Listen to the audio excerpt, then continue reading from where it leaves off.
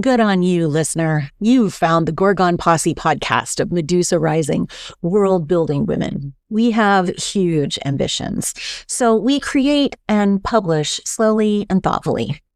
We seek to deepen support and coalition among feminists globally and to publish new writing and art by women in order to facilitate that coalition building.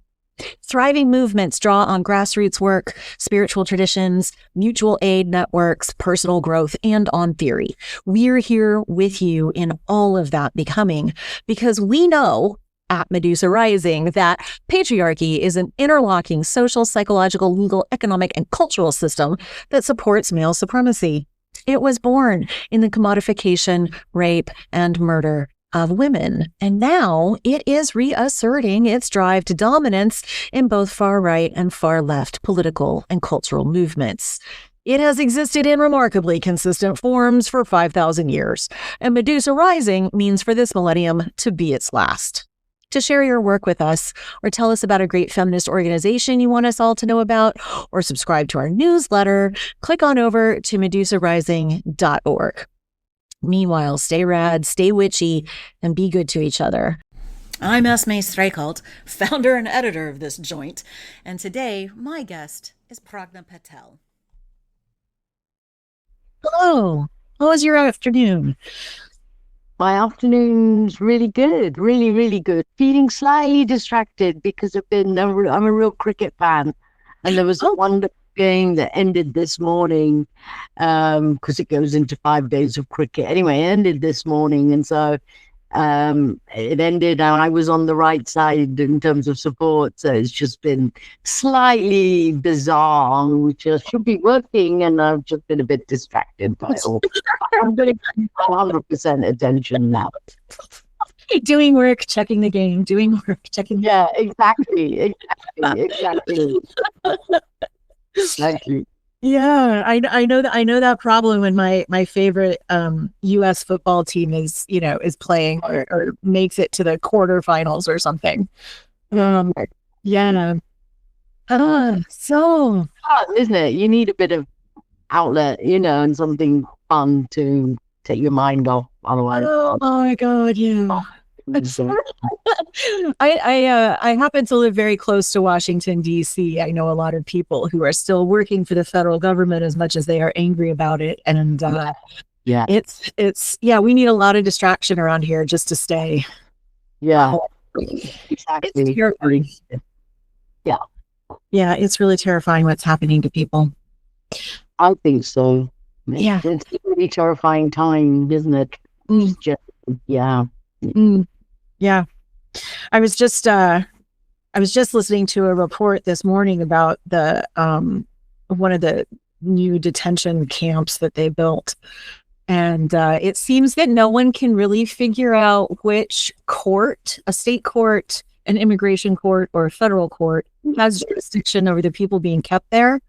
So that's making it difficult to determine which kind of lawyer can see them, which is wow.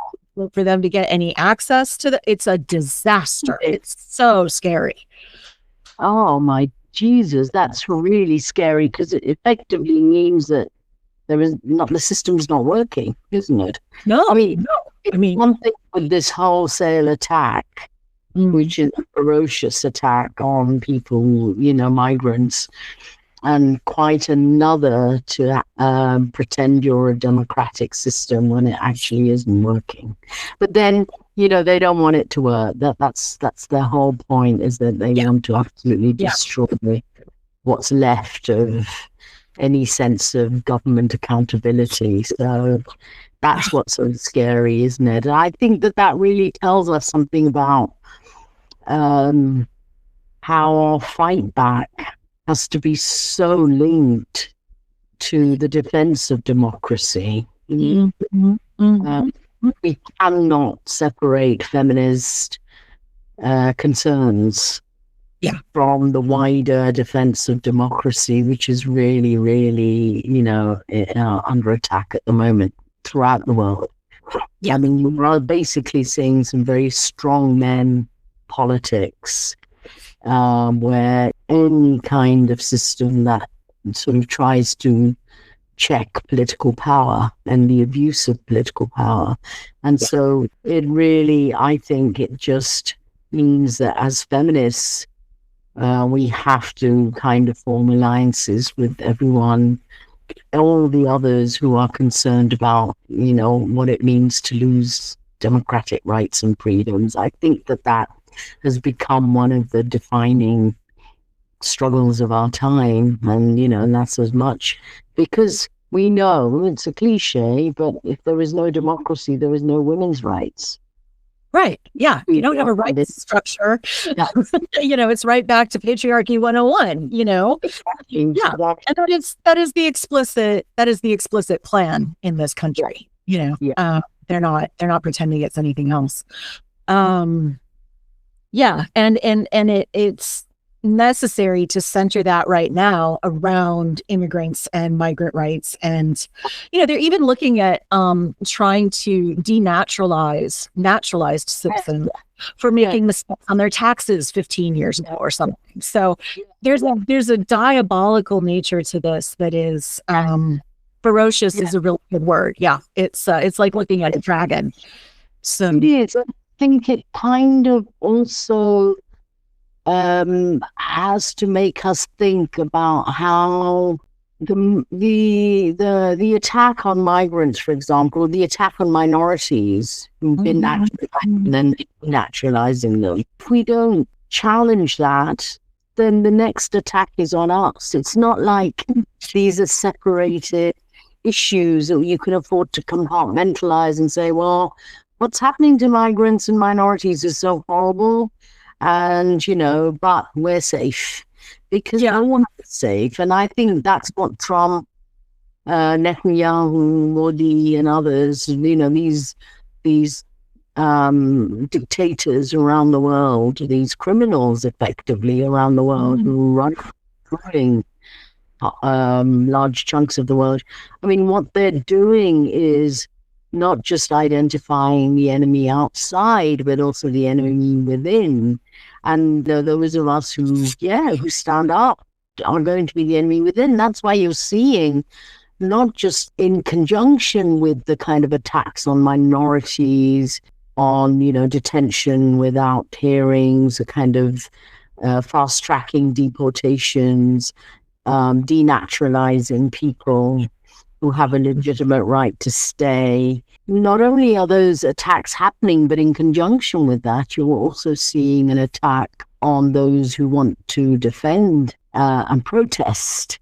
Those are just citizens of the country, and they're linked. These are linked attacks. So I think that's why it's such a serious moment, because it forces us to really understand the intersectionality of it all and the connectedness of it all and the kind of gravity of that and what it means for us, and how we can't afford to compartmentalize struggles either. Yeah. I've just been writing a little bit about, I'm starting a long thing of writing about getting more existing coalitions, feminists, but also finding some new folks who maybe aren't in those coalitions, more deeply in touch with each other and more looking for places where they overlap a little bit and can amplify. Because we've been out organized on the right, like it's bananas, they've been building these sort of agreements with each other that, we agree we want power in these ways and you want to do X or Y that's different. I'm not going to stop you. I'm not going to compete, but where we can get together, we are going to deepen our power. And that's why we're all up against it. It's so clear. I was like, what the hell was Wilders doing here in the, early 2000s? And now I know, they were all building their little networks, Absolutely. And they've been good at it.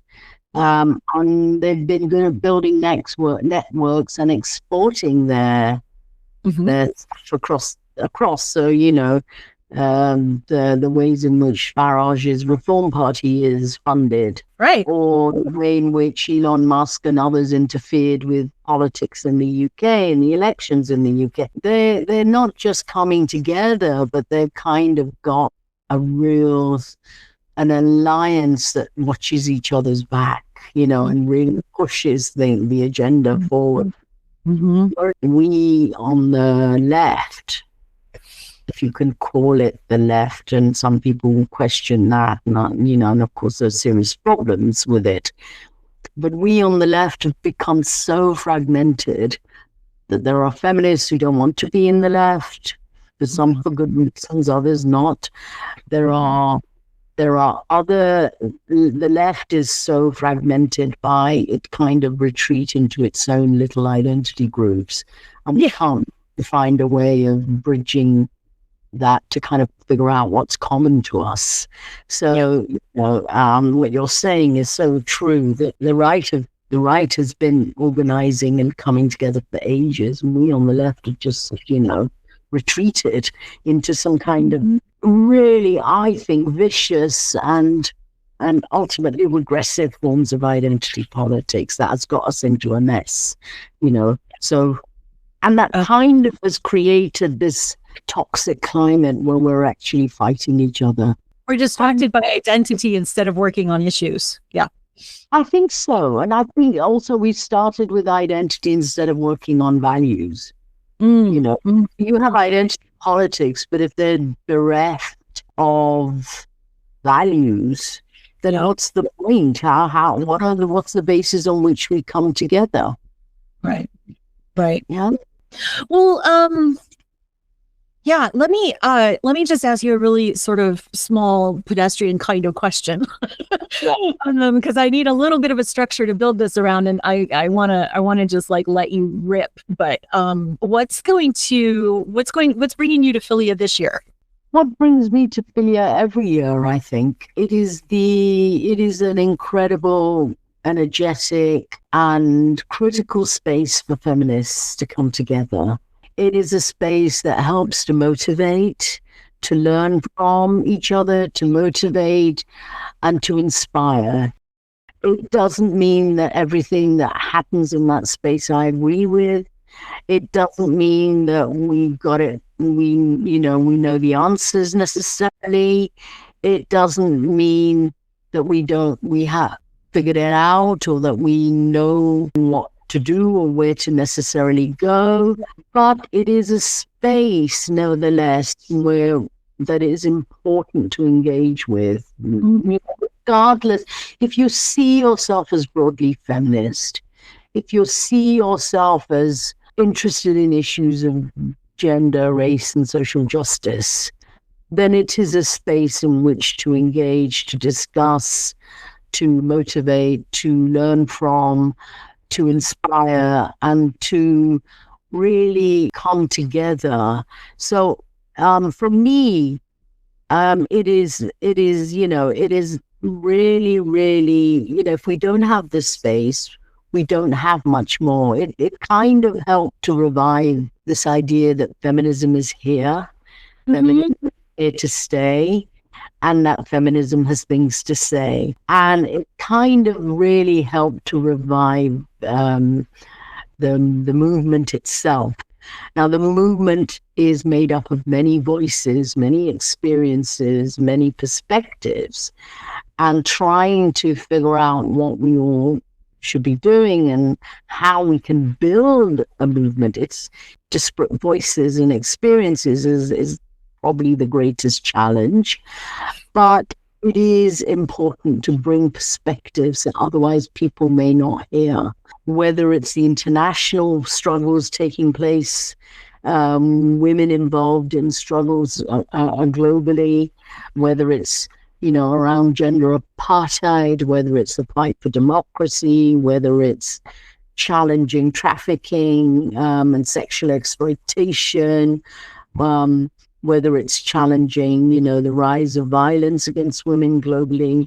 All of these views you don't necessarily get to hear elsewhere. You come together, you understand what struggles are at the international level and also at the domestic level, and you're trying to always figure out how do we connect these things? How do we understand what's being said? How does it shape our struggle? What should our struggle contain? What should we avoid? What are the pitfalls that we need to avoid? What are the lessons from history? What has the past got to teach us? Yeah. There are feminists of all generations and different backgrounds. There are feminists who began the movements many years ago, second wave feminists, or even further back. They have histories of feminist activism in their families and so on. What are they telling us? What are they teaching us? What can the young women bring to feminism? What are they teaching us? How do we talk across generations?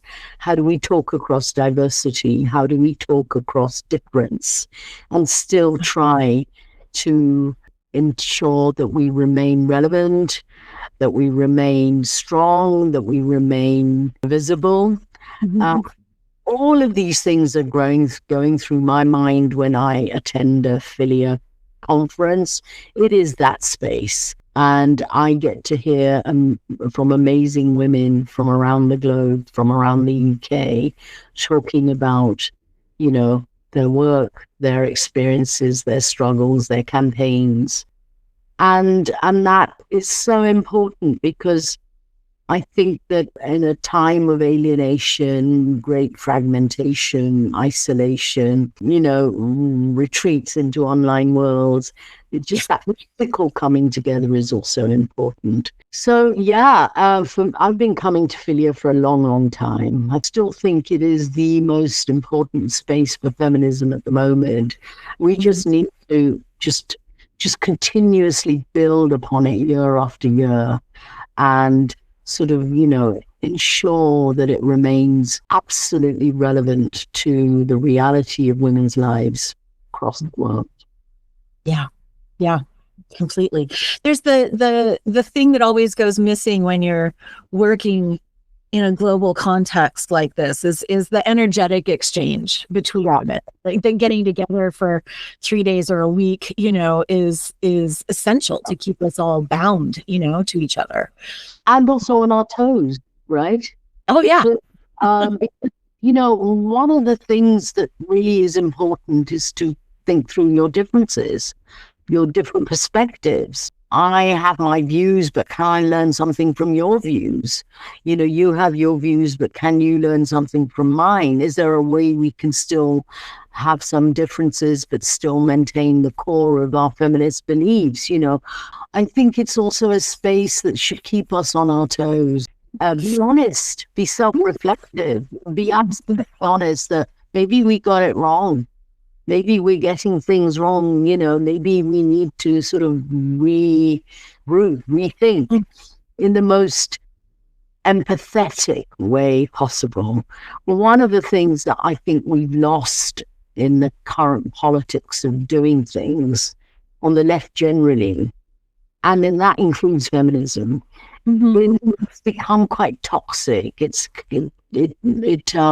deals in binaries in a way that's not particularly healthy. It's unforgiving of someone who's made a mistake. But wants to learn, that comes with the identity problem, right? Yeah. Everybody has to be me in order for me to be safe and feel good, instead of let's exchange and build the best idea, and follow that. Exactly. So in a way, sometimes our politics is kind of reduced to a kind of mob lynch politics, instead of, can people learn from? Do we have to inflict guilt for things to change? Do we have to inflict pain all the time? Do we have to isolate people all the time? Or are there ways of supporting people to learn from if mistakes have made, if the perspective has been too narrow, or if certain things have been excluded? But, so there's a difference between someone who is maliciously trying to exclude you and someone who does it through just thoughtlessness and the need. So I think that, these are sort of, we've got to find a way of coming to those spaces we have to find a way of doing politics that I think is more empathetic, is less judgmental, doesn't mean it's less critical. It doesn't mean that you don't stand up for values that you believe in, but it does mean that on a human level, you try to bring people with you rather than tear them apart. Because I think that's what identity politics has done to us. So if we want to change that, we're going to have to rethink, we're going to have to think carefully about what we're doing is wrong and what we have to do to fix it. Right. And these are not easy conversations to have, and they're very difficult. A starting point is to ensure that there are a variety of views, perspectives, ideas, experiences reflected, and that people listen, and are willing to engage. You don't have to agree, but you can respectfully disagree instead of labeling someone in a particular way. So I think there's a lot there for us because the wider world has become so toxic. The wider world is seeing a rise in misogyny, in racism, in fascism, in authoritarianism. Yeah. That is really, really, peddling the idea that those who are our enemies are not human. It only can deal with people if you dehumanize them. Yeah. Whether it's migrants. We'll forever need new enemies, We'll forever need new enemies. That's the only thing that defines it. Yeah. We have to work triple hard, really hard to try and ensure that sort of the space that FiLiA is becomes that space where we go away reinvigorated by discussions, by engagement, by ideas, and we're willing to sort of think afresh about what it means to be a feminist. Yeah. I wanted to ask you, because you're one of the OG feminists, you have been doing your work for a very long time and very well. The generation feminist. Yeah, right. The original gangster, right? Oh, no, I think that. Yeah. The original gangster is what that used to mean. But yeah. Original generation. Thinking for younger feminists, women who are coming into this work in their 20s, 30s, even their early 40s, to think a little bit about how you started to reflect on that a little bit, and maybe from that place, offer some general advice, encouragement, something for the younger women coming in. It can be very difficult. Not always is the reception welcoming and kind, because feminists can also be very defensive and feel very dangerous. So yeah, some good advice. I think the thing to do is you don't need to know everything, but trust your instincts, right? That's one of my key advice. If you think something is wrong, it's probably wrong. Trust your instincts. You don't have to have the language. You don't have to have read thousands of books. Just trust your instinct and act on what you think is wrong. But act. Not sit online, not think that doing a dissertation or writing something or tweeting something is your activism.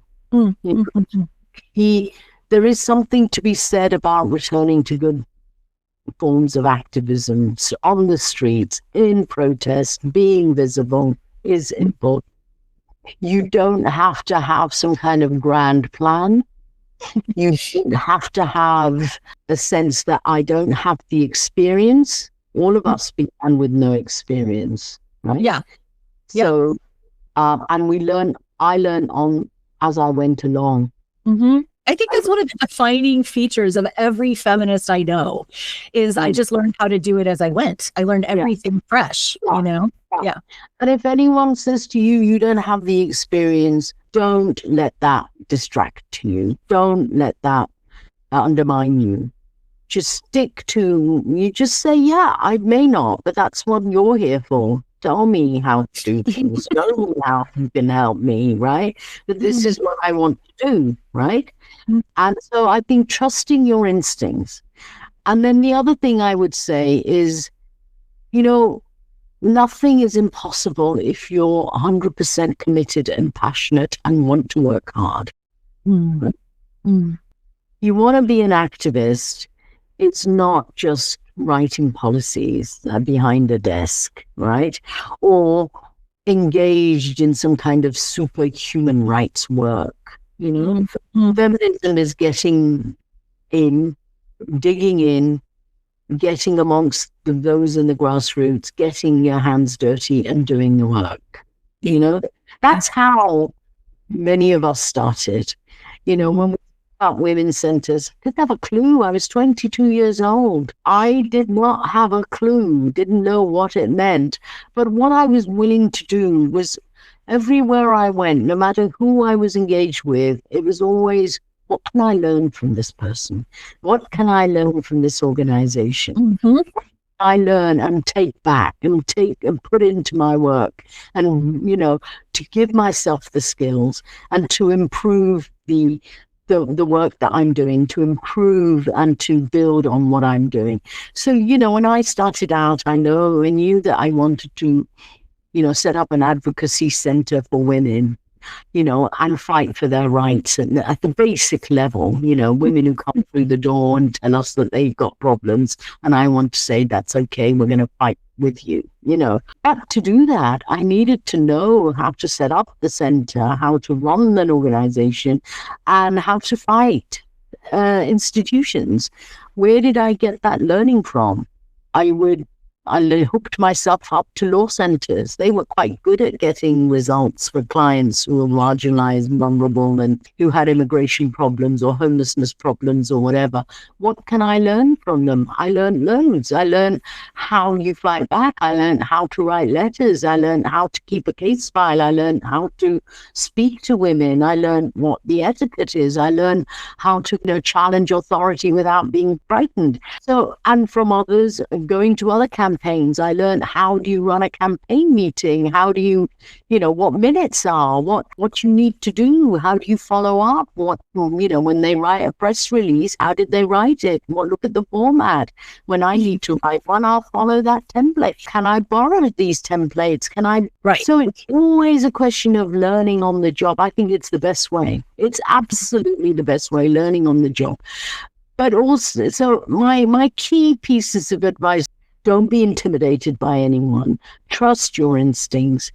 And if you work hard and you persevere, you will get some spectacular outcomes. Nobody starts their work thinking they're on track to get an outcome. And it's not because they're clever or that they, got the best degree from the best university. It's often people who have a vision and just follow that gut feeling and who do it and go all out to try and make something happen, and it usually will happen because they work so hard for it. So, and my final piece of advice is also learn from us. Please learn from those of us who are 60 plus, but learn from what we got wrong, what history is, so that you can then criticize us.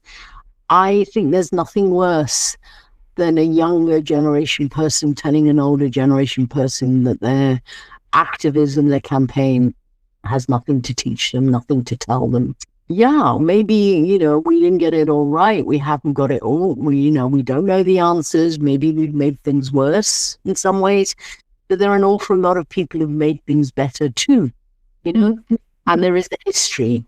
And so I always say that, absolutely knock down, people that come before you, because you're going to create your own space and your own history, but only knock them after you know their history.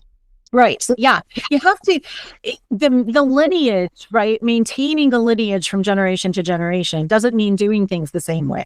It means bringing wisdom forward. And we've been so encouraged to cut off every time, either from above or from below. Yeah.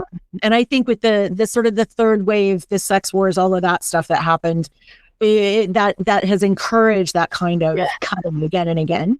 Yeah, it's one of the things I hope we can most intervene in, quickly, is this idea that young women don't know what they're doing and old women don't know what they're doing, and nobody needs to listen to anyone. That's terrible. I know. It's part of that wider toxic environment, isn't it? Yeah. That's why That's why one of the panels I'm involved in is, what does the early violence against women and girls movement teach us?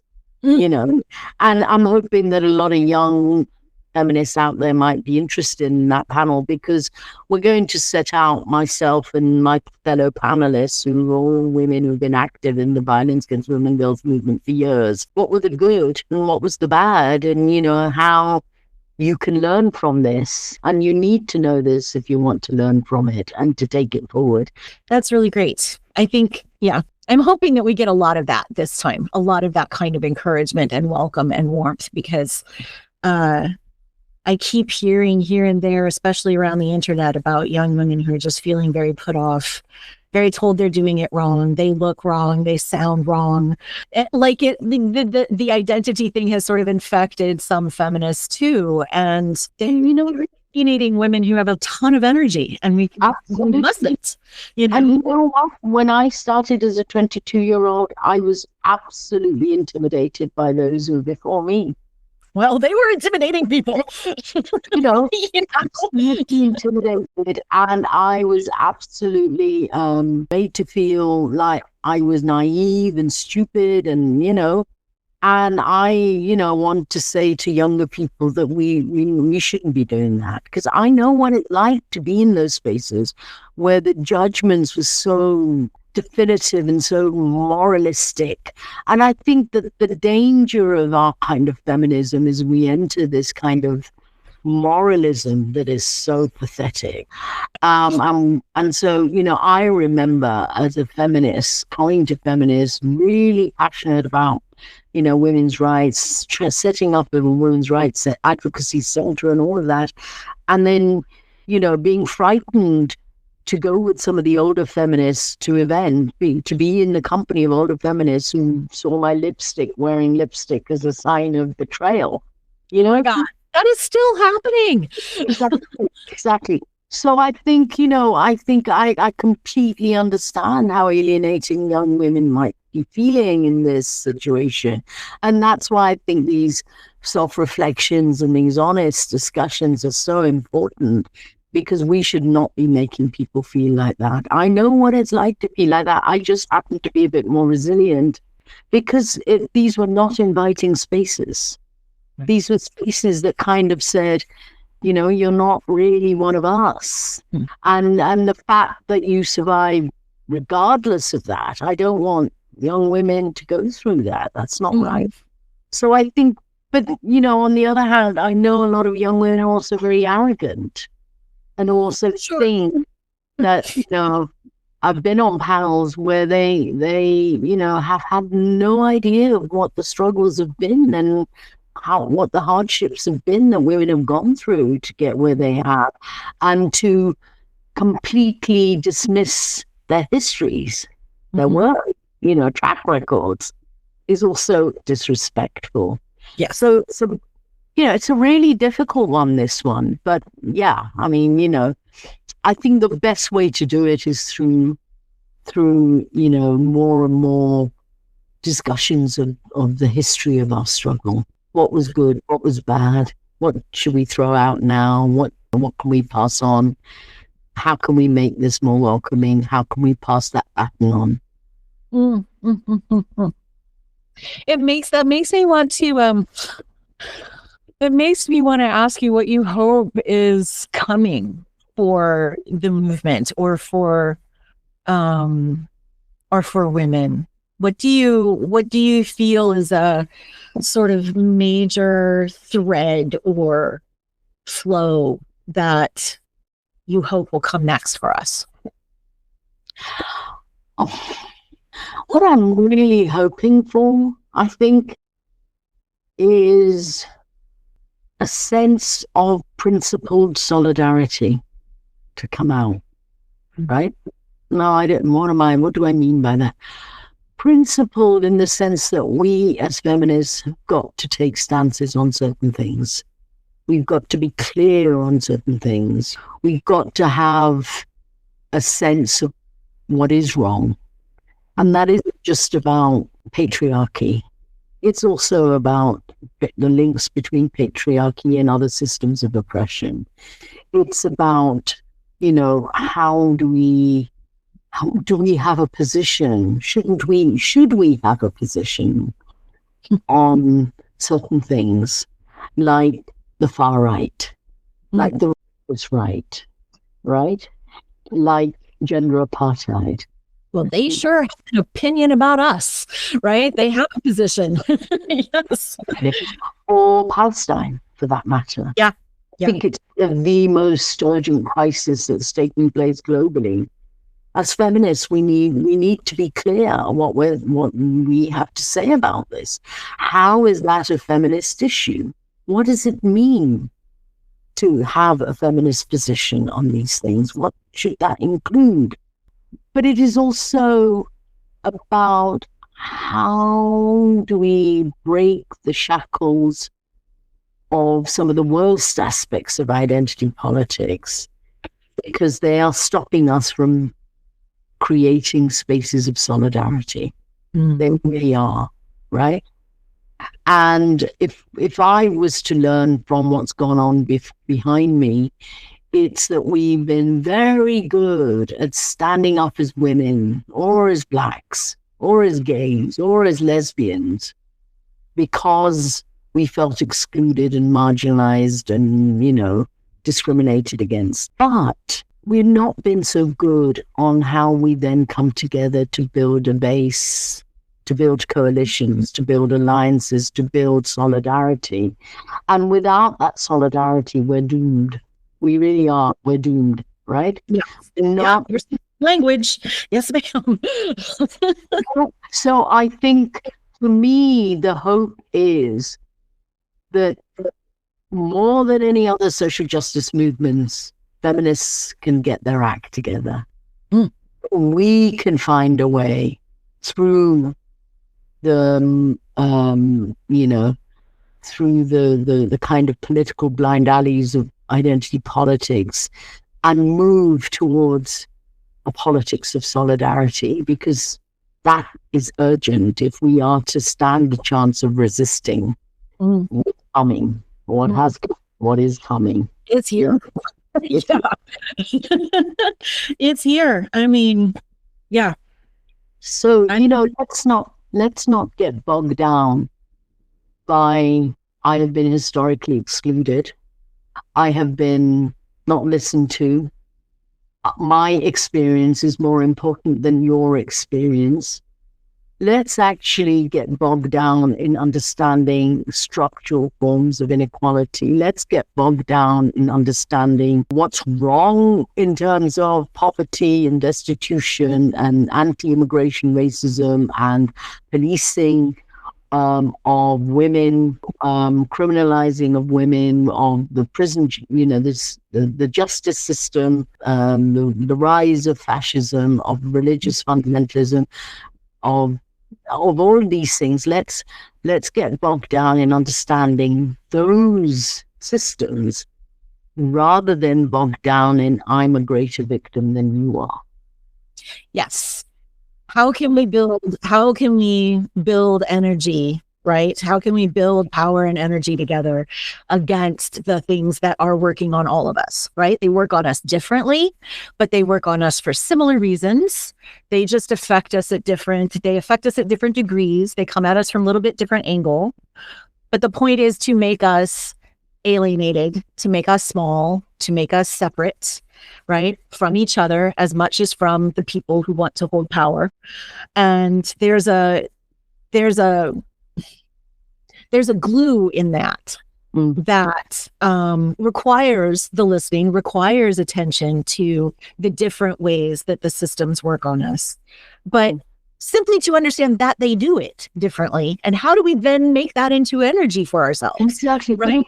Yeah, absolutely. So, also, we've been bogged down in what the differences are, but we haven't really talked about what we have in common. Yeah. And that are these systems of oppression, right? Yeah. For a just world, I mean, at bottom. Yeah. And of course, we things affect people differently.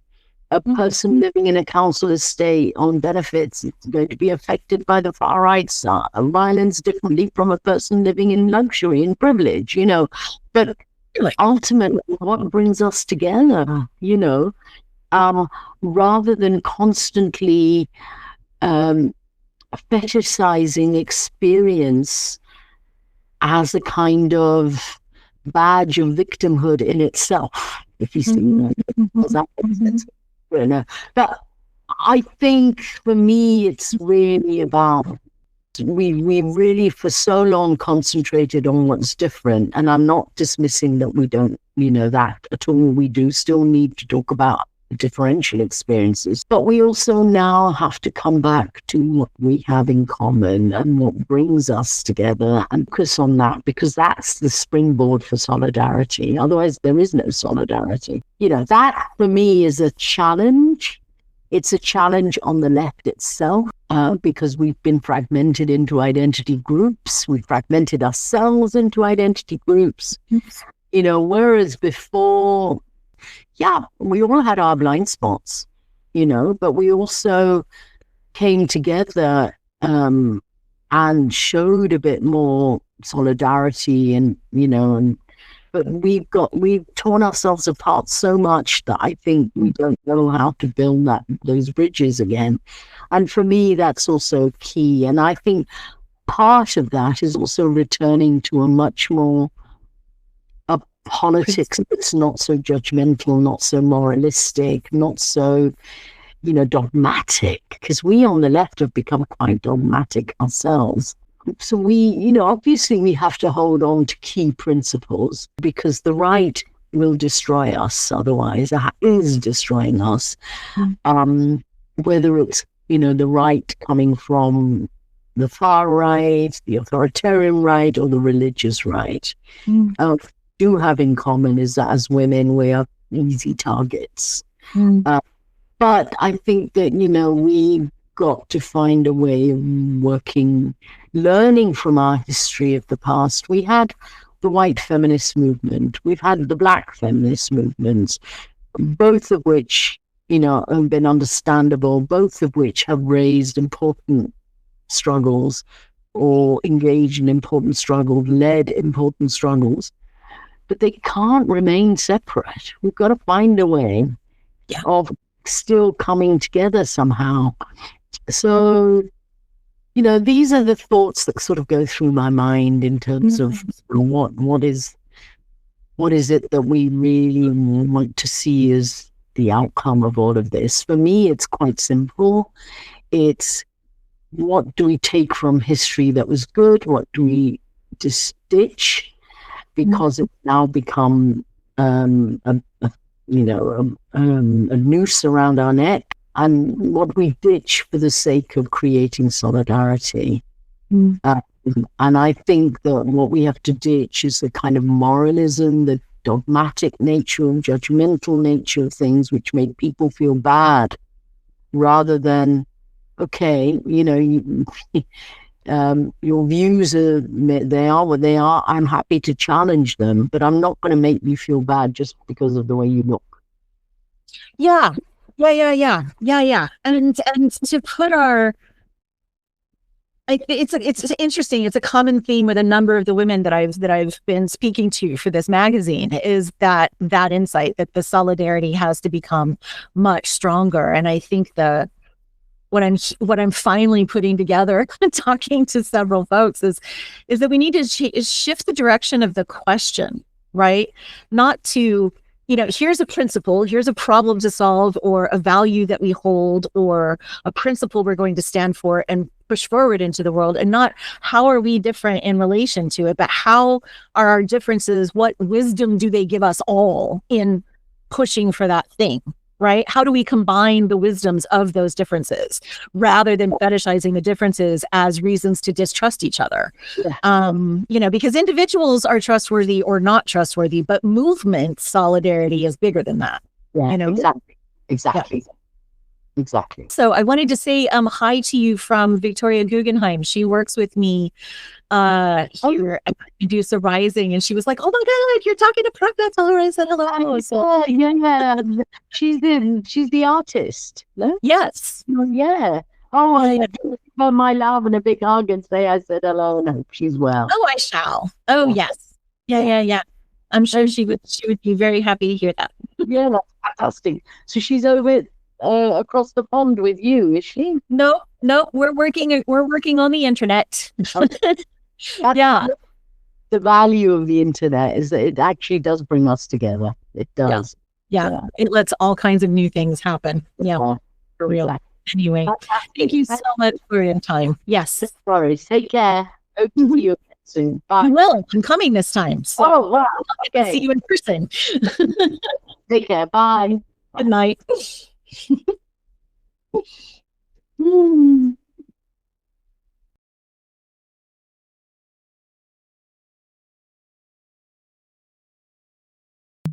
Sisters, listeners, for the gift of your attention. We know your life energy is precious, and so is ours. We make this podcast for free, so you can pay us by telling your feminist friends about it. Like it, share it, recommend this RadMat Fem conversation everywhere that you're listening to us. Because manipulating the algorithm is a postmodern form of magic, and we need to make that system feminist. Tend to yourselves, stay witchy, and build worlds for women over at medusarising.org. I'll see you soon.